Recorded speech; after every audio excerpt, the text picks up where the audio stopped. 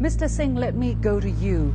The report that you published is entitled How the United States Has Penetrated South African Media, in which you detail how the U.S. state, with its private sector partners, have captured and continue to capture influential South African media. You called this a U.S. Imperial project.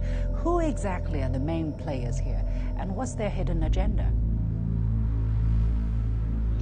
Yeah, that's a great question. The main player at the heart of the United States international influence operations is an organization called the National Endowment for Democracy.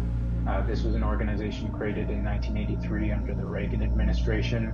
And in the words of its founders, it was created to take over the public face of the U.S. Influence operations around the world from the CIA, to do openly what the CIA used to do covertly. And this is because during the 60s and 70s, the reputation of the CIA and its covert operations became tarnished. And so the NED, on a yearly basis, issues thousands of grants in over 100 countries around the world. Between 2010 and 2020, this past decade, it's issued over $1 billion in grants.